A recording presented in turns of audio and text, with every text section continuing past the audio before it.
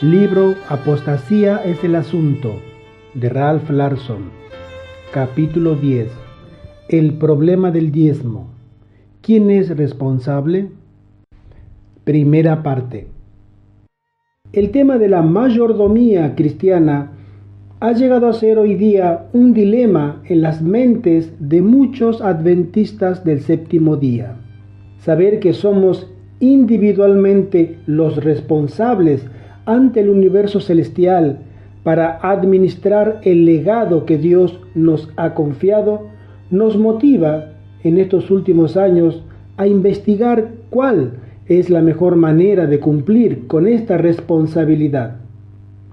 El propósito de este documento no es solicitar fondos o tratar de señalar cuál es la responsabilidad personal de cada uno, sino proporcionar al lector una información que le ayudará a desempeñar su posición como mayordomos de Dios.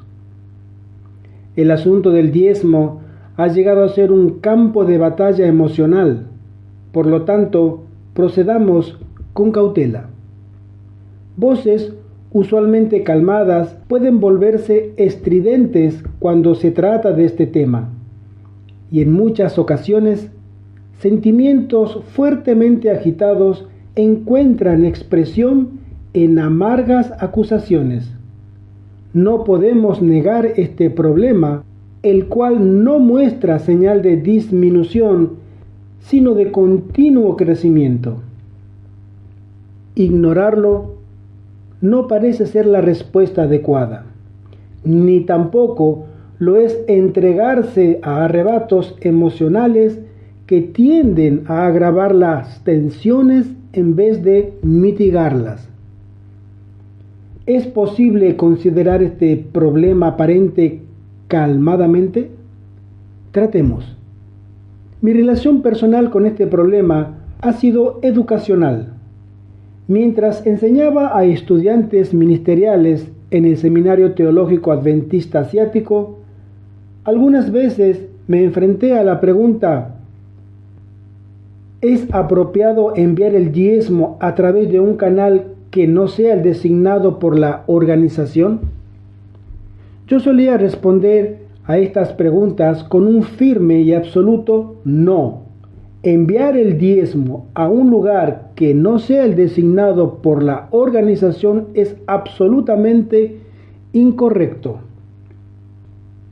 Debo confesar que no daba esta respuesta debido a las evidencias que había obtenido personalmente, sino debido a las evidencias que yo aseguraba encontrar en el espíritu de profecía si las buscaba. Sin embargo, debido a que la pregunta no parecía ser urgente en aquel tiempo, y como yo estaba muy ocupado con clases, campañas evangelísticas y otros proyectos, no me empeñé en ninguna investigación sobre este tópico en particular. Pero al volver a los Estados Unidos en el año 1985, me sorprendí al enterarme que la pregunta estaba perturbando seriamente a muchos miembros de iglesia. Resueltamente me dispuse a encontrar en el espíritu de profecía la evidencia de que el diezmo debía ir siempre a través de canales regulares de la iglesia y nunca por algún otro medio. Esta búsqueda me llevó a mi segunda y más gran sorpresa. No encontré lo que estaba buscando. La evidencia que yo deseaba encontrar no estaba en los escritos inspirados. ¿Había fracasado en comprender debidamente lo que ahora estaba leyendo? Aparentemente no. Encontré una declaración acerca del tema que había sido preparada por Willie White, hijo y secretario de Elena de White, y por los pastores Daniels y Prescott, la cual indicaba que ni aun ellos habían encontrado tal evidencia en los escritos de Elena de White. El contexto histórico de esta declaración es como sigue.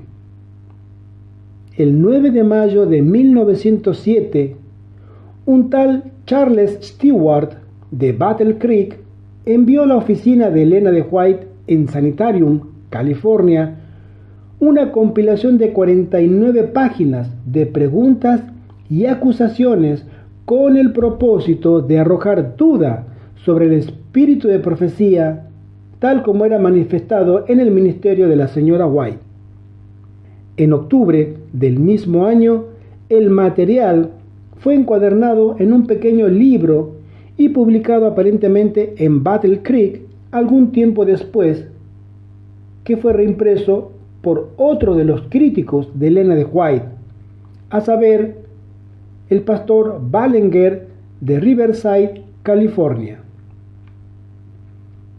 El documento número DF 213 en las oficinas del Patrimonio White en Loma Linda es un registro de los planes hechos por Willie White, los pastores Daniels y Prescott, para refutar las acusaciones en el libro del señor Stewart, una de las cuales era que la práctica y los consejos de Elena de White en relación al diezmo no eran consistentes, ya que ella no siempre seguía sus propias recomendaciones.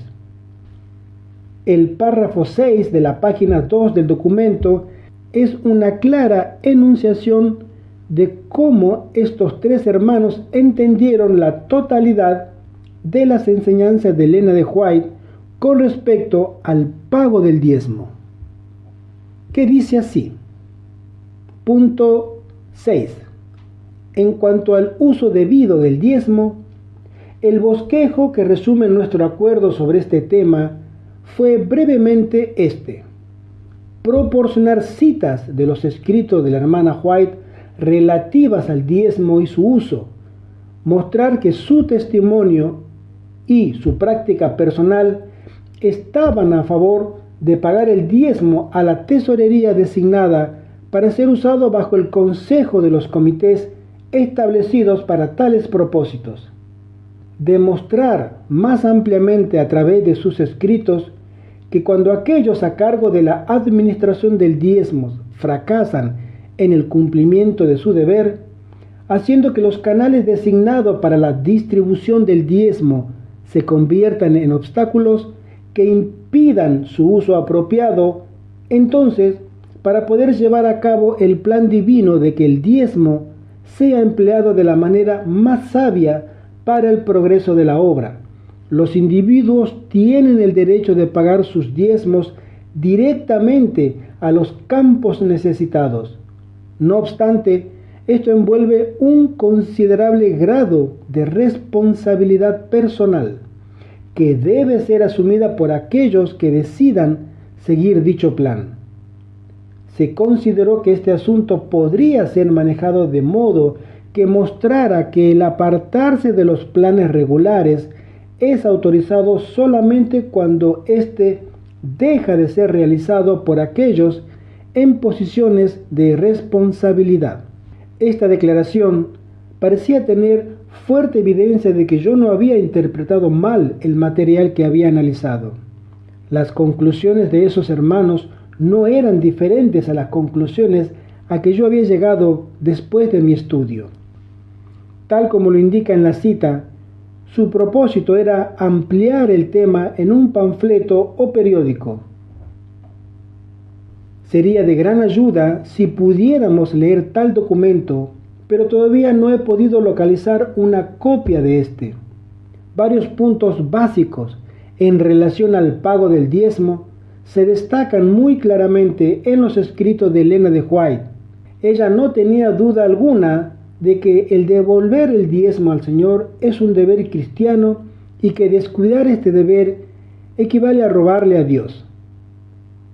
Ella es igualmente clara y firme en su convicción de que el diezmo tiene solamente un uso apropiado: el sostén de los ministros de la palabra de Dios.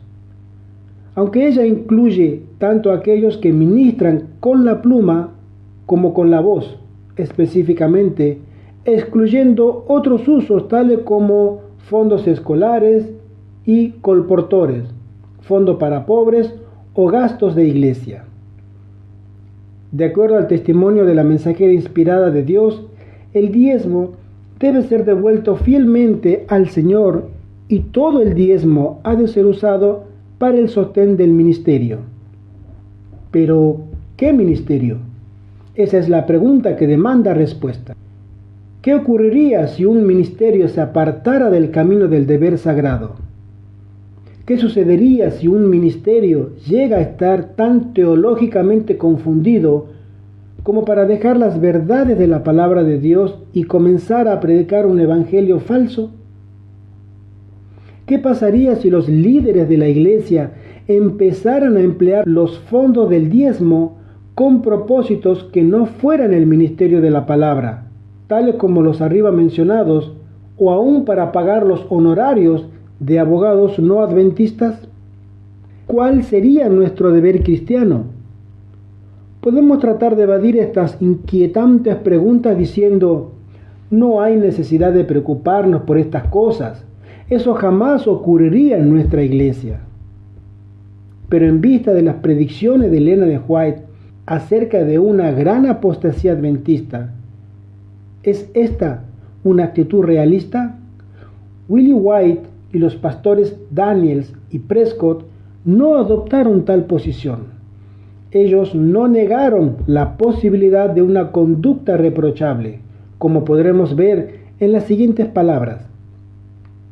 Cuando aquellos a cargo del desembolso del diezmo fracasan en el cumplimiento de su deber, haciendo que los canales designados para la distribución del diezmo impidan su uso apropiado, cuando el plan original deja de ser realizado por aquellos en posiciones de responsabilidad.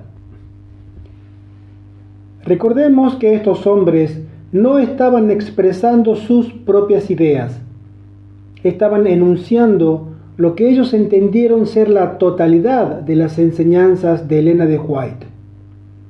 Tenían el ejemplo que ella había dado. En el año 1905, 2 años antes de esta reunión, Elena de White le había escrito una carta al presidente de la Asociación de Colorado, en la cual reveló que por años ella había estado usando su diezmo para ayudar a los ministros necesitados que habían sido desatendidos por la organización. La primera vez que escuché esta declaración, descarté muy fácilmente, así pensé, diciendo: ella era una profetisa y yo no lo soy. A menudo Dios le da instrucciones a sus profetas que no pueden aplicarse a otras personas. Pero el asunto no es tan simple. La carta también revela que cuando otras personas le ofrecían sus diezmos para que ella los usara a su discreción, ella los aceptaba y los usaba de la manera indicada anteriormente para sostener ministros necesitados. Quizás aún podríamos decir que ella estaba ejerciendo las prerrogativas de una profetisa, ya que el dinero pasaba a través de sus manos, pero eso no sería cierto. Al referirnos al tercer tipo de pagadores de diezmo que son mencionados en su carta, ella dice lo siguiente: si ha habido casos donde nuestras hermanas han destinado su diezmo para el sostén de los ministros que trabajan para la gente de color en el sur, que cada hombre, si es sabio, guarde silencio. Manuscritos Liberados, tomo 2, página 99. No hay nada que sugiera que ese dinero pasaba por sus manos o de que fuera consultada acerca de esto. Aparentemente el dinero era enviado directamente a los ministros necesitados cuya condición había llegado a los oídos de quienes enviaban el diezmo.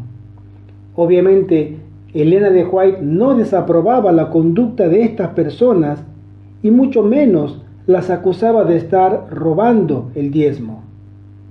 Debemos reconocer que Willie White y los pastores Daniels y Prescott, quienes fueron encargados con la responsabilidad de exponer un informe global en relación a los consejos y prácticas de Elena de White en lo tocante al pago del diezmo, fueron fieles a la evidencia que estaba delante de ellos. Informaron sus hallazgos fielmente a la gente sin reservaciones ni exageraciones. Sintieron que no había contradicción alguna entre los escritos de Elena de White y su conducta. Ni en sus escritos ni en su práctica había algo que apoyara el hecho de que todo el diezmo, sin tener en cuenta las circunstancias, debía ser pagado a través de los canales designados por la organización. Es probable que ellos no anticiparan que la publicación de su fiel informe causaría problemas a la organización de la Iglesia. Estas condiciones, cuando personas en puesto de responsabilidad fracasan en emplear el diezmo para su debido uso, que de acuerdo a su reporte y a los escritos de Elena de White, autorizan a los miembros de Iglesia a ejercer su propio juicio para decidir a dónde enviar el diezmo, casi no existía en aquel tiempo. No podría haberse esperado que estos líderes previeran las condiciones que se han desarrollado ahora en la Iglesia como resultado de la gran apostasía adventista. Pero es casi imposible esperar que los adventistas de hoy no vean el desarrollo de estas condiciones.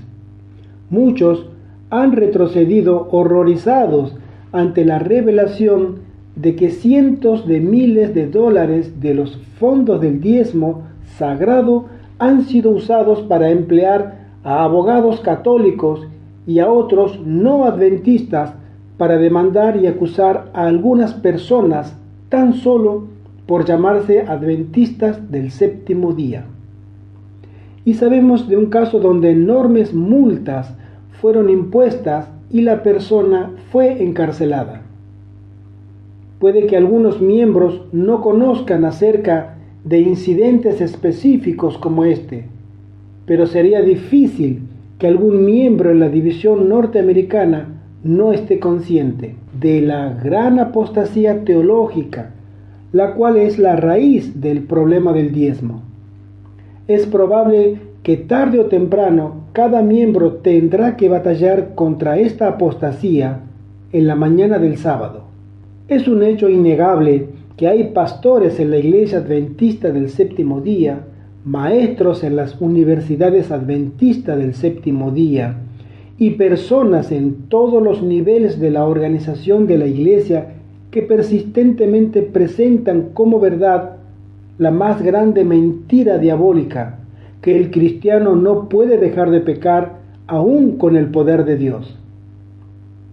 En no menos de 35 ocasiones, Elena de White identificó esta afirmación como una mentira que se originó en el corazón de Satanás y que fue desmentida por nuestro Señor Jesucristo. Indudablemente, la más fuerte de sus declaraciones es esta. Satanás declaró que a los hijos e hijas de Adán les era imposible guardar la ley de Dios y así acusar a Dios de falta de sabiduría y amor. Si ellos no podían guardar la ley, el dador de la ley había fallado. Los hombres que están bajo el control de Satanás repiten estas acusaciones contra Dios cuando afirman que los hombres no pueden guardar su ley. Jesús se humilló a sí mismo, revistiendo su divinidad con la humanidad, para llegar a ser la cabeza y el representante de la familia humana, y por precepto y ejemplo condenar al pecado en la carne y refutar las acusaciones de Satanás. Sign of the Times, volumen 3, página 264. ¿Podemos sugerir una segunda lectura cuidadosa de las citas que acabamos de leer? Sus implicancias son asombrosas. Puede ser posible que haya ministros, maestros y administradores en nuestras filas que estén bajo el control de Satanás. Si los escritos de Elena de White son inspirados, no tenemos otra alternativa que creerlo. He aquí la médula del problema del diezmo. He aquí la respuesta a nuestra pregunta: ¿quién es responsable? ¿No son acaso los ministros que presentan veneno desde los púlpitos, los maestros que presentan veneno en las aulas de clases y los administradores que los apoyan y los defienden, ignorando los desesperados ruegos de los miembros de iglesia? Atribuir la culpa del problema del diezmo a los ministerios independientes es tan ilógico e injusto como echarle la culpa a los adventistas históricos por las divisiones que las predicaciones de las falsas doctrinas del calvinismo han creado entre nosotros. Concédanos esta oportunidad para apelar a un claro discernimiento y a un juicio correcto acerca de este tema. Consideremos el caso de un miembro de iglesia que entiende nuestro mensaje, está consagrado a la verdad tal como es en Jesús y ha pagado los diezmos fielmente. En el transcurso de los años ha logrado obtener una pequeña biblioteca de los escritos de Elena de White y los ha estudiado cuidadosamente. Entonces es confrontado con una serie de sacudidas. El sábado escucha a su pastor proclamar que nuestro Señor vino a la tierra en la naturaleza humana no caída de Adán, haciéndolo muy diferente a nosotros mismos. Él lo encuentra enigmático, por lo tanto, pasa la tarde del sábado revisando su copia del libro El deseado de todas las gentes, y encuentra lo opuesto a lo afirmado como verdad en las páginas 17, 33, 87, 92, 146 y 278. Poco después escucha a su pastor predicar que es imposible para los cristianos por todos los medios dejar de pecar y que es imposible para cualquiera obedecer la ley de Dios. En el deseado de todas las gentes, el miembro de iglesia encuentra esta declaración descrita como la mentira de Satanás en las páginas 16, 21, 92, 710 y 711. Y encuentra en ese libro un total de 78 afirmaciones de que es posible, a través del poder de Cristo, que los cristianos obedezcan la ley de Dios. Acude entonces a El conflicto de los siglos y lee en la página 543 que Satanás trata constantemente de engañar a los discípulos de Cristo con su fatal sofisma de que les es imposible vencer. A medida que esta descorazonadora experiencia continúa, el miembro de iglesia es forzado a reconocer que las predicciones de Elena de White respecto a la gran apostasía adventista están siendo cumplidas ante sus ojos. Es entonces que surge la agonizante pregunta: ¿me exige Dios que pague mi diezmo para sostener la gran apostasía? Como muchos otros que han pasado por la misma experiencia, decide que esta línea de razonamiento no tiene sentido. Entonces recurre a un ministerio independiente de sostén propio que sostiene la fe histórica de los adventistas del séptimo día y que predica el mensaje que él aceptó al unirse a la iglesia, y ahora empieza a enviar su diezmo a ese ministerio. Ahora la pregunta es: ¿quién es responsable? ¿Quién ha creado el problema de este miembro de iglesia? ¿La obra de sostén propio o la predicación de las falsas doctrinas calvinistas en su propia iglesia? ¿Se resolverá este problema destruyendo la obra de sostén propio y permitiendo que continúe la falsa predicación? La respuesta es evidente. destruir la obra de sostén propio no resolverá el problema de este miembro de iglesia, ni tampoco se resolverá con el sonido del látigo de la autoridad eclesiástica sobre su cabeza, excluyéndolo de sus cargos en la iglesia o mediante algún otro medio de coerción.